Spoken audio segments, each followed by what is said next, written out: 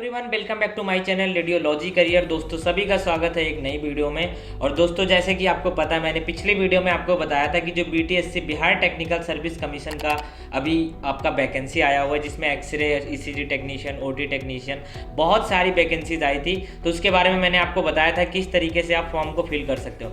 लेकिन इस वीडियो में आपको फुल्ली खुद का फॉर्म फिल करके बताऊँगा कि इस फॉर्म को कैसे फिल करना है, कहाँ पर क्या चीज़ भरनी है। बहुत सारे लोगों के कमेंट्स आ रहे हैं कि उनको एसजीपीए, सीजीपीए में भरने में प्रॉब्लम हो रही है, मल्टीपल फैक्टर्स में। तो ए टू जेड सारा चीज़ मैं आपको यहाँ पे बताने वाला हूँ। बने रहना वीडियो के साथ। वीडियो अच्छी लगे तो हमारे चैनल को जरूर सब्सक्राइब कर लेना। रेडियोलॉजी करियर आपको जेन्युइन इन्फॉर्मेशन यहाँ पे मिलता है। और दोस्तों अगर आपको कोई प्रॉब्लम होती है तो आप हमारे इंस्टाग्राम पेज पे आके हमें मैसेज करके अपने प्रॉब्लम का सॉल्यूशन ले सकते हैं। तो चलिए यहाँ से मैं आपको 1 बाय 1 ए टू जेड सारा स्टेप बताऊँगा कि आप कैसे फॉर्म को फिल कर सकते हो और किस तरह से आपको पेमेंट करना है, क्या क्या डॉक्यूमेंट्स भरने हैं, किस तरीके से लगाने। ए टू जेड प्रोसेस आपको 1 बाय 1 बनाएंगे। तो चलिए दोस्तों वीडियो को शुरू करते हैं। सबसे पहले आपने करना क्या है, तो रजिस्ट्रेशन के लिए जाना। तो यहाँ टू रजिस्टर का ऑप्शन दिख रहा है। ये वेबसाइट मैं आपको डिस्क्रिप्शन में अगेन दे दूंगा कि कैसे ये वेबसाइट आपको खोलनी है, या बीटीएससी की वेबसाइट पे आप जाके फॉर्म को फिल कर सकते हो। तो टू रजिस्टर के आगे आपको दिखेगा क्लिक हियर।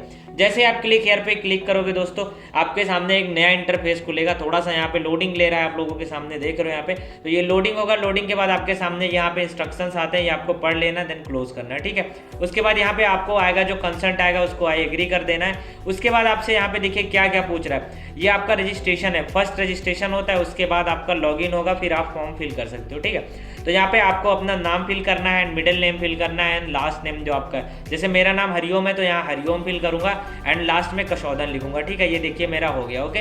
नाम एंड दे दिया। अब उसके बाद date of birth, date of birth यहाँ पे फिल करूंगा, जेंडर करूंगा। यहाँ पे देखिए एक option, have you ever changes name. तो आपको चेंज अगर आपने कभी किया है तो करो यस, नहीं किया है तो नो। जैसे मैंने नेम कभी नहीं चेंज किया, मेरा सेम ही रहा है हर जगह, ओके। तो डेट ऑफ बर्थ भरना है, उसके बाद आपको जेंडर भरना है। जेंडर भरने के बाद आपको मोबाइल नंबर भरना है, और मोबाइल नंबर को दोबारा कंफर्म कर लेना है दोस्तों, ओके। ईमेल आईडी फिल करना है, सेम 2 बार करना है। उसके बाद दोनों पे जनरेट ओटीपी होगी। जनरेट ओटीपी के बाद आपको कंसेंट जो यहाँ पे डिक्लेरेशन दिया, एग्री करके कैप्चा कोड डाल के आपको रजिस्ट्रेशन डन कर लेना है। तो चलिए हम ये कर लेते हैं फटाफट। तो यहाँ पे हमने नाम एंड नंबर दोनों कर लिया। उसके बाद जनरेट ओटीपी क्लिक करना है। देखिए क्लिक करने से पहले आपको यहाँ पे कैप्चर क्लियर करना है, ठीक है। कैप्चर यहाँ पे भर लेना। बहुत लोग होते हैं कंफ्यूज। तो कैप्चर जैसे भरोगे आपके पास जनरेट ओटीपी पे क्लिक करोगे, देखिए यहाँ एग्री बॉक्स को भी क्लिक करने को कह रहा है, तो आपको एग्री बॉक्स पे भी क्लिक करना है। उसके बाद आपको करना है जनरेट ओटीपी, ठीक है। जैसे आप जनरेट ओटीपी क्लिक करोगे, यहाँ पे देखिए अगेन मांग रहा है आपसे ओटीपी, यहाँ पे कैप्चा कोड को फिल करना। तो अगेन आपको कैप्चा कोड को डालना है यहाँ पे। उसके बाद फिर सबमिट कर देना, ठीक है। अब सबमिट करोगे तो यहाँ पे ओटीपी कह रहा है रिसीव्ड हो चुका है आपके फोन नंबर पे। यहाँ देखिए मोबाइल ओटीपी एंड ईमेल की ओटीपी दोनों को आपको यहाँ पे फिल करना है बहुत ही ध्यान से। दोस्तों हमने दोनों ओटीपी भर लिया। उसके बाद जैसे ही वैलिडेट पे क्लिक करेंगे, देखिए मोबाइल का यहाँ पे डन हो गया और वो चला भी गया यहाँ से। उसके बाद आपका ओटीपी जो ईमेल का है वो भी वैलिडेट पे क्लिक करेंगे, देखिए दोनों वैलिडेट हो चुका है और डन हो चुका है, ठीक है। इसके बाद अब कह रहा है कैप्चा आपको फिर से डालना। तो यहाँ कैप्चर दिया हुआ है, कैप्चर दिया हुआ है। उसके बाद हमें वेरीफाई कर देना, रीवेरीफाई, ठीक है। रीवेरीफाई जैसे हमने किया, देखिए यहाँ पे हमारा डिटेल शो कर रहा है, नाम क्या है, फोन नंबर क्या है, date of birth and gender और ईमेल आईडी आप कंफर्म कर लीजिए, ठीक है। अगर आपका सही है तो यहाँ पे आपको बॉक्स मिल रहा है, चेक बॉक्स, इस पे आप सभी को क्लिक करना है कि यानी कि आपका सारा चीज़ सही है। अगर आप एक बार रजिस्ट्रेशन करते हो दोस्तों तो दोबारा रजिस्ट्रेशन नहीं होता है, ठीक है। तो ये सारा चीज़ आपको कर लेना है। उसके बाद आपको कर देना है यहाँ पे सबमिट। तो जैसे ही सबमिट पे करोगे, आपके सामने इंस्ट्रक्शंस आ रहे हैं कि दोबारा आप इसको नहीं करेक्ट कर सकते हो। तो दोबारा हमारा करेक्ट नहीं होगा, इसलिए आप बहुत ही ध्यान से इसको फिल करना, ओके। तो यहाँ पे ओके कर दोगे। जैसे ही ओके करोगे दोस्तों, यहाँ पे देखो आपको कहता है पासवर्ड अपना सेव करना, तो सेव कर लीजिए, कोई बात नहीं।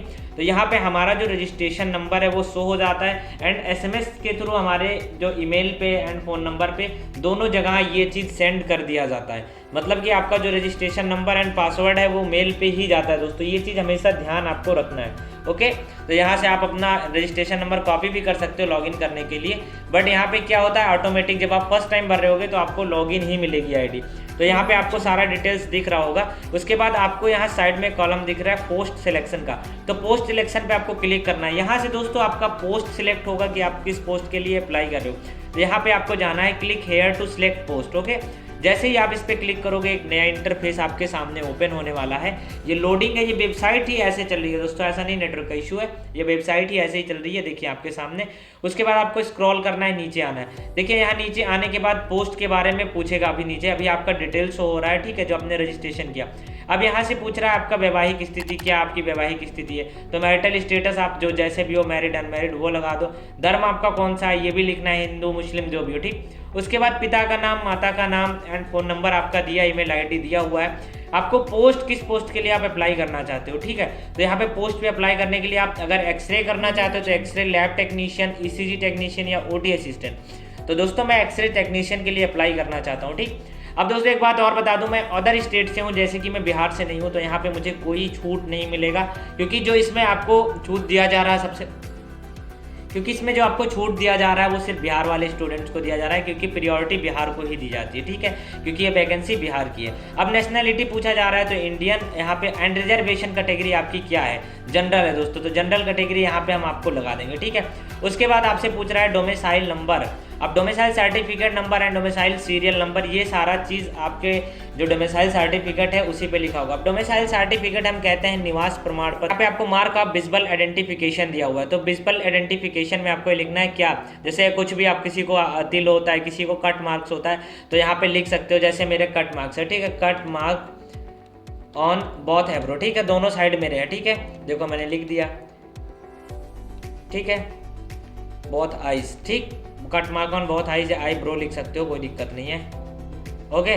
तो जो भी आपको ठीक लगे वैसा भर सकते हो आइडेंटिफिकेशन में, आई ब्रो। उसके बाद आपको स्क्रॉल करके नीचे आना है दोस्तों, जैसे ही आप नीचे बढ़ोगे आपके सामने यहाँ पे देखो क्या कह रहा है, यहाँ पे आइडेंटिफिकेशन के लिए आप क्या लगाना चाहोगे, PAN card, driving licence, voter ID, passport. तो यहाँ पे मेरे पास पैन कार्ड है, मैं पैन कार्ड लगा सकता हूँ। अदर में आप आधार कार्ड भी फिल कर सकते हो, ठीक है, कोई डरने की बात नहीं है। यहाँ पे आपको अपना पैन नंबर डालना है एंड आपको पैन कार्ड पे क्या नेम है वो डालना है, एंड इसके बाद यहाँ पे टिक कर देना है voluntary submitting identity proof and save and next कर देना है। तो ये भी चलिए हम फिल कर लेते हैं। तो सब कुछ फिल करना है ध्यान से। और एक चीज़ आपको ध्यान से देखना है, यहाँ पे पूछा गया कि आप बिहार के मूल निवासी हैं, तो अगर हैं तो हाँ, नहीं है तो आप ना करना है। उसी के अकॉर्डिंग आपको यहाँ पे जो छूट मिलती है उसी के अकॉर्डिंग आपको दिया जाएगा। तो यहाँ पे आपको डोमिसाइल आपको सिलेक्ट करना है कि आप कहाँ के रहने वाले हैं, जैसे मैं उत्तर प्रदेश का हूँ, ठीक, उत्तर प्रदेश सिलेक्ट कर ले रहा हूँ। तो जैसे उत्तर प्रदेश हमने सिलेक्ट किया, इसके बाद यहाँ पे डोमिसाइल सर्टिफिकेट इशूइंग अथॉरिटी, आपको अपना नंबर डालना है डोमिसाइल का एंड किस डेट में ये जारी हुआ है और कौन जारी कर रहा है, जैसे कि एसडीएम जारी किया मेरे, तो मैंने एसडीएम लिख दिया।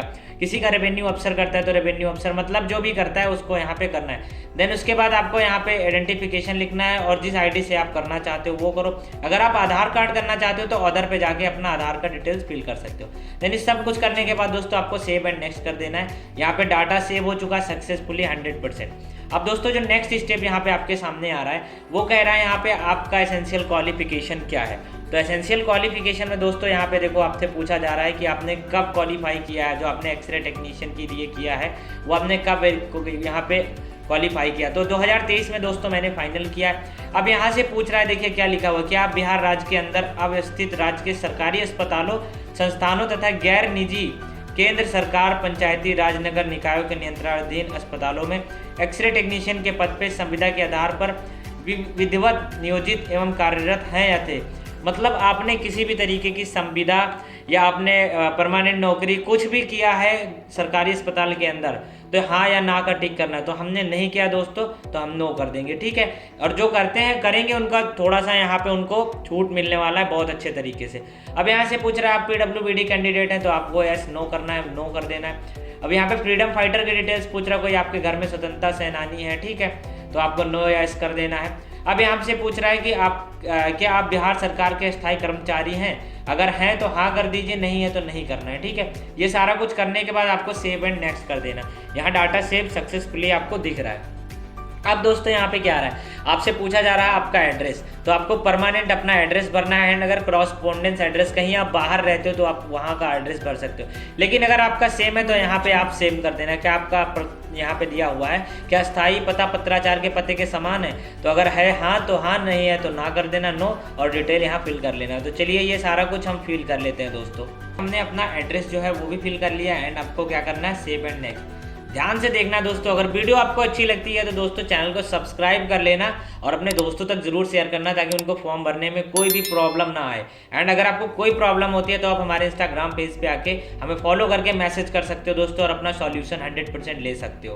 तो चलिए नेक्स्ट स्टेप इसका करते हैं। यहाँ पे आपसे पूछा जा रहा है 10th एंड 12th का डिटेल्स, ठीक है। उसके बाद आपको यहाँ पे पूछा जाएगा कि आपने एसेंशियल क्वालिफिकेशन क्या किया है। जैसे हमने 2023 में बताया कि हमारा बीएससी रेडियोलॉजी कंप्लीट हुआ है, तो वो चीज़ फिल करना। इससे पहले आपको 10th यहाँ पे किस बोर्ड से आपने किया, अगर आप यूपी बोर्ड से हैं तो यूपी बोर्ड लिखेंगे, बिहार बोर्ड से हैं तो बिहार बोर्ड लिखेंगे, एंड किस स्कूल से किए, स्कूल का नाम, सर्टिफिकेट नंबर जो कि आपके मार्कशीट के ऊपर लिखा होता है, बिहार वालों का जो फोटो होता है उसके साथ लिखा होता है, एंड यूपी वालों का भी साथ में ही लिखा होता है सर्टिफिकेट नंबर। और आपको यहाँ एक चीज़ और पूछा जा रहा है, प्रतिशत के आधार पे था आपका क्या, तो यहाँ पे देखिए परसेंटेज, सीजीपीए एंड ग्रेड तीनों दिया हुआ है। तो जो 10th एंड 12th होता है दोस्तों वो परसेंटेज के बेसिक पे ही होता है, बहुत कम ही सीजीपीए पे 10th 12th होता है, ठीक है। ग्रेड तो अब सीबीएसई वगैरह में आने लगा, तो आपका परसेंटेज है तो परसेंटेज लगाना, अदर है तो अदर कर देना, मेरा परसेंटेज है, ठीक है। तो परसेंटेज, उसके बाद यहाँ पे आपको पूछा गया प्राप्त अंक, तो आपका जो प्राप्त अंक वो पाए हो, एंड अधिकतम कितने में से पाए हो, तो जैसे 600 में से 500 में से जितना भी पाए होते वो यहाँ पे ऑटोमेटिक आपका परसेंटेज शो हो जाएगा। एंड किस टाइम आपने पास किया है अपना 10th, तो वो चीज़ यहाँ पे डाल देना। इसी तरह आपको 12th का फिल करना है, नाम, स्कूल का नाम, किस सब्जेक्ट से थे, यहाँ पे देखिए पीसीबी विथ इंग्लिश, तो आपको ये फिल करना है क्योंकि फिजिक्स केमिस्ट्री बायो कंपलसरी है दोस्तों यहाँ पे, तो ये आपका सिलेक्ट हो जाएगा। बाकी आपको परसेंटेज सेम ही रखना है क्योंकि परसेंट बेसिस पे यहाँ पे कितना मार्क्स पाए कितने में से, और यहाँ पे आपको कब पास हुए एंड सर्टिफिकेट नंबर देना। इसके बाद दोस्तों यहाँ पे एसेंशियल क्वालिफिकेशंस आ रहा है, तो एसेंशियल क्वालिफिकेशंस में आपने क्या किया, मैंने किया बीएससी इन रेडियोलॉजी, पूरा नाम है bachelors of radio medical imaging technology, किस इंस्टीट्यूट से किया है उस इंस्टीट्यूट का नाम डालना है, जिस यूनिवर्सिटी से एफिलिएट कॉलेज था उसका नाम देना है, ठीक है। अगर कोई यूनिवर्सिटी में पढ़ रहा है तो दोनों में यूनिवर्सिटी का नाम पड़ेगा, एंड सर्टिफिकेट नंबर यहाँ पे पूछ रहा है, जो आपका डिग्री है डिग्री पे होता है इसके साथ सर्टिफिकेट नंबर, या डीएमसी पे दिया होता है, तो दोनों में से कहीं से डाल सकते हो। एंड किस मंथ, मतलब यहाँ पे पूछा है किस ईयर में आपने पास किया, तो जब भी पास किया हो वो यहाँ से आपको सिलेक्ट करना है जाके, और ये करने के बाद आपसे पूछा जा रहा है किस ग्रेड पे बना हुआ है आपका, जो यहाँ पे डिग्री बना है, परसेंटेज पे है, ग्रेड पे है, सीजीपीए पे है, तो सीजीपीए पे है मेरा दोस्तों, क्योंकि जो डिग्री बन के आती है यूनिवर्सिटी की वो लेटेस्ट, मतलब जो अभी प्रेजेंट टाइम में सीजीपीए पे ही आ रही है। तो कितना सीजीपीए टोटल मिला आपको, जैसे आपको 7.89 मिला है, इतना लिख सकते हो। कितने में से, सीजीपीए 10 में ही आपका काउंट होता है हमेशा, तो 10 में काउंट होता है, तो 10 में से आपका कितना आया। एंड मल्टीपल फैक्टर हमेशा दोस्तों ध्यान देना 9.5 से किया जाता है, और आपका परसेंटेज ऑटोमेटिक यहाँ पे शो हो जाता है, देखिए। तो आपको मल्टीप्लाइंग फैक्टर में 9.5 ही लिखना है, इसमें कंफ्यूज होने वाली कोई बात नहीं है। देन ये आपको कर लेना है और 9.5 ही भरना है। तो बाकी जो डिटेल्स है मैं आपको फिल करता हूँ, उसके बाद हम नेक्स्ट स्टेप पे आते हैं दोस्तों। यहाँ पे क्या करना है, लास्ट स्टेप आपको बहुत ध्यान से करना है क्योंकि यही सबसे इंपॉर्टेंट है। यहाँ पे आपके डॉक्यूमेंट सारे अपलोड होने हैं, क्योंकि यहाँ पे देखो फोटो का साइज स्कैन कॉपी मांग रहा है, ओके। तो इसको क्लिक करोगे तो यहाँ से अपलोड करना है आपको, लेकिन यहाँ पे देखो आपका जो KB 80 KB से 200 KB के बीच में होना चाहिए। एंड साथ में कह रहा है passport size and colour with white background, आपका वाइट बैकग्राउंड पीछे होना चाहिए। ये चीज़ आप ध्यान से देखिए, क्योंकि आप अगर अदर कोई चीज़ में कर रहे हो तो यहाँ पे आपका फॉर्म रिजेक्ट कर देगा। देन यहाँ पे लंबाई एंड चौड़ाई दिया गया 3.5 centimetre to 4.5 centimetre and 200 DPI के अंदर होना चाहिए। इसके साथ साथ ये JPG में होना चाहिए दोस्तों, ठीक है। एंड यहाँ पे देखिए क्या है, स्कैन किया हुआ हस्ताक्षर भी आपका जो है JPG फॉर्मेट में होना चाहिए। यहाँ पे देखिए, यहाँ पे PDF नहीं लगेगा। फोटो एंड सिग्नेचर आपका PDF में नहीं लगेगा। एंड सिग्नेचर जो होगा 50 KB से 80 KB के बीच में बिल्कुल क्लियर। जब इस पर आप ड्रॉप फाइल लेयर पे क्लिक करोगे तो आपके सामने सिलेक्ट का ऑप्शन आ जाएगा, जो कि यहाँ से आपको सिलेक्ट करना होगा। तो दोस्तों यहाँ पे आप सिलेक्ट करना, ठीक है। उसके बाद डॉक्यूमेंट अपलोड कर लेना। देन उसके बाद आपको 10th का यहाँ पे देखिए लिखा है, 10वीं का आपको प्रमाण पत्र लगाना है, 12वीं का आपको प्रमाण पत्र लगाना है एंड 12वीं की मार्कशीट। अब बहुत लोग कहते हैं कि प्रमाण पत्र एंड मार्कशीट में क्या डिफरेंस है दोस्तों, तो मैं आपको बताता हूँ। जो पहले स्टडी होती थी 2017-18 के पहले हम लोग नहीं करते थे, उस टाइम आपका सर्टिफिकेट अलग आता था एंड 12th की जो मार्कशीट होती थी वो अलग बनती थी। लेकिन अभी क्या है, प्रेजेंट टाइम में आपका दोनों एक में कंबाइन कर दिया गया है। तो आप 12th में आप 12th का मार्कशीट दोनों जगह अपलोड कर सकते हो, कोई दिक्कत की बात नहीं है ऐसा। एंड 10th में 10th लगा सकते हो, लेकिन ये चीज़ आपको करना है PDF में। देखिए यहाँ पे बताया गया है कि आपका 100 KB से लेके 2 MB के बीच में ओनली PDF फॉर्मेट, ये चीज़ आपको ध्यान रखना है। यहाँ पे ओनली PDF फॉर्मेट में आपको लगाना है, इसके अलावा कुछ नहीं लगाना है, ठीक है। JPG में भी नहीं लगाना है, ना JPG, ठीक है। यहाँ पे 12वीं भी PDF सारा कुछ। उसके बाद यहाँ पे कह रहा है bachelor of radio imaging technology certificate, मतलब कि दोस्तों यहाँ पे सर्टिफिकेट मांगा गया है, तो यहाँ पे आपको डिग्री लगाना है। 100 से 200, मतलब 100 KB से लेके यहाँ पे 2 MB के बीच में होना चाहिए और PDF फॉर्मेट ओनली चाहिए, क्योंकि देखिए ओनली लिख दिया गया। अब यहाँ पे जो नेक्स्ट ऑप्शन है upload your bachelor radio imaging technology all year marksheet, यानी कि जो आपकी डीएमसी है, जो अगर सेमेस्टर वाइज होते हो आप तो 6 मंथ की डीएमसी आती है, यानी कि 6 डीएमसी होगी, उनका एक पीडीएफ बनाइए एंड यहाँ पे अपलोड कर दीजिए। अगर आपके पर ईयर के हिसाब से आपने स्टडी करी है तो आपकी 3 डीएमसी होगी, उन तीनों डीएमसी को यहाँ पे अपलोड करना है, तो ये चीज़ आपको यहाँ पे लगाना है। एंड उसके बाद यहाँ पे देखिए upload your state domicile certificate, आप जिस स्टेट से हो आपको निवास प्रमाण पत्र यहाँ पे लगाना है। दोस्तों मेरा कास्ट इसलिए नहीं लिया जा रहा है क्योंकि यहाँ पे मैंने जनरल के लिए अप्लाई किया, मेरा जनरल कास्ट है तो मेरा जनरल में कास्ट यहाँ पे नहीं मांगा जा रहा है। अदरवाइज आपसे और किसी कास्ट के आप होते हैं, यानी कि ओबीसी एससी एसटी, तो आपसे जरूर मांगता है, ठीक है। तो ये सारा कुछ अपलोड करोगे तो यहाँ पे आपको व्यू लिख के आ जाएगा, वो चीज़ भी मैं आपको दिखाऊंगा। उसके बाद यहाँ पे ऑनलाइन पेमेंट मोड का ऑप्शन जो दिया है और 600 रुपये मुझे पे करने हैं, यहाँ पे देखिए पे करना पड़ेगा। उसके बाद यहाँ पे डिक्लेरेशन जो दिया है सारा कुछ क्लिक कर देना है एंड हमें प्रीव्यू करके एक बार जरूर चेक करना है कि हमारा कोई प्रॉब्लम है कि नहीं है। तो सबसे पहली चीज़ मैं इन सब चीज़ों को अपलोड करूंगा और आपको दिखाऊंगा अपलोड होने के बाद किस तरीके से शो होता है सारा कुछ, फिर हम नेक्स्ट स्टेप पे चलेंगे दोस्तों। और दोस्तों वीडियो अच्छी लगी हो तो वीडियो को लाइक करना और चैनल को सब्सक्राइब कर लेना। और हमेशा कहता हूँ कोई प्रॉब्लम होता है तो आप इंस्टाग्राम पेज पे आइए, आपका 100% सॉल्यूशन मैं करके दूंगा। दोस्तों यहाँ पे आप देख रहे हो मैंने अपना सारा डॉक्यूमेंट जो अपलोड कर दिया और यहाँ पे फ्रंट में लिख के भी आ रहा है व्यू अपलोडेड फोटो, यानी कि सारे डॉक्यूमेंट्स के आगे व्यू लिख के आ रहा है, ठीक है। तो यहाँ पे आपको चेक कर लेना है एक बार जरूर, वरना ये सबमिट नहीं होगा। तो देखिए मेरा फोटो शो हो रहा है, ठीक है।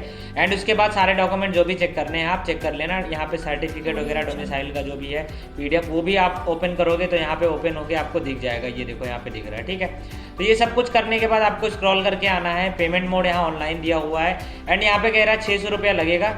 एंड दोस्तों एक चीज़ और है यहाँ पे कि आपको यहाँ पे डिक्लेरेशन का जो ऑप्शन आया है सारा कुछ आपको टिक कर देना, ओके। यहाँ पे टिक करोगे आप, उसके बाद आई एग्री करके आपको इससे पहले दोस्तों आपको रिव्यू कर लेना है दोस्तों पेज को, ठीक है। आपको प्रीव्यू कर लेना है, प्रीव्यू करोगे तो आपको सारा डिटेल्स यहाँ शो हो जाएगा कि क्या चीज़ सही है क्या चीज़ गलत है, ओके। तो ये सब कुछ आपको चेक कर लेना है और अगर आपको लगता है कि नहीं कोई फॉल्टिंग नहीं है आपकी, सारा कुछ दिक्कत ठीक है, तो नेक्स्ट कर लेना। उसके बाद यहाँ पे सारा कुछ चेक करके उसके बाद सबमिट पे जाना है। सबमिट पे दोस्तों जैसे ही क्लिक करोगे आप लोग देखो यहाँ पे पेमेंट आएगा, ठीक है। पेमेंट आपको करना है, लास्ट स्टेप जो बचा है वो पेमेंट का ही बचा है। तो यहाँ पे बिल डेस्क जो है यहाँ पे ओपन हो रहा है, देखो बिल डेस्क ओपन हो चुका है। और यहाँ पे आप पेमेंट किस तरीके से कर सकते हो, सबसे पहले आपका दिया है क्रेडिट कार्ड डेबिट कार्ड दोनों ऑप्शन है, नेट बैंकिंग दिया है, यूपीआई वॉलेट क्यूआर, ठीक। तो आप यूपीआई एंड क्यूआर के थ्रू भी कर सकते हो। आज के टाइम में दोस्तों क्यूआर हो चुका है आसान, तो सिंपल सी बात है आप क्यूआर पे जाओ एंड क्यूआर को जनरेट करो, ठीक है। तो यहाँ भीम यूपीआई पे क्लिक करोगे एंड उसके बाद मेक पेमेंट 600 जैसे क्लिक करोगे आपके सामने क्यूआर जनरेट हो गया, देखिए यहाँ पे। और मैं पेमेंट भी करके आपको दिखाने वाला हूँ, बस आप लोग देखते जाइए कैसे होता है पेमेंट। आपको कोई भी दिक्कत नहीं होगी, आप पेमेंट पे जाना है, क्यूआर कोड को स्कैन करना है। जैसे ही क्यूआर को स्कैन करोगे आपके सामने और स्कैन करके पेमेंट करोगे, ठीक है। मैं यहाँ पे पेमेंट कर रहा हूँ, आपको देखिए यहाँ पे मैं पेमेंट करके भी दिखा रहा हूँ, इसीलिए मैंने यहाँ पे 600 पेमेंट कर दिया। आप देखिए यहाँ पे टाइमिंग चल रहा है, ये देखिए यहाँ पे हमारा पेमेंट डन हो चुका है और लिख के भी आ गया your payment form has been submitted successfully, payment ठीक, पेमेंट इज सक्सेसफुल। उसके बाद आपको यहाँ पे क्लोज करना है, देन उसके बाद टेक ए प्रिंट आउट, आपको यहाँ पे प्रिंट आउट लेना। अगर आपको पेमेंट स्लिप चाहिए तो पेमेंट स्लिप पे आप क्लिक करो, आपका पेमेंट स्लिप यहाँ पे जनरेट हो जाएगा, ठीक है। पेमेंट स्लिप का ऑप्शन आ रहा है, देखिए click here to download payment slip. जैसे क्लिक हेयर पे क्लिक करेंगे आपका पेमेंट स्लिप भी ये डाउनलोड हो चुका है, देखिए यहाँ पे। एंड इसके बाद आपको प्रिंट आउट भी चाहिए तो यहाँ पे आप अपने एप्लीकेशन डिटेल्स पे आके अपना प्रिंट आउट ले सकते हैं, ठीक है। तो ये थी दोस्तों पूरी डिटेल्स इसके बारे में। अगर वीडियो अच्छी लगी हो तो लाइक कर देना वीडियो को एंड सब्सक्राइब कर लेना चैनल को और अपने दोस्तों तक जरूर शेयर करना। थैंक यू सो मच, मिलेंगे एक नई वीडियो के साथ।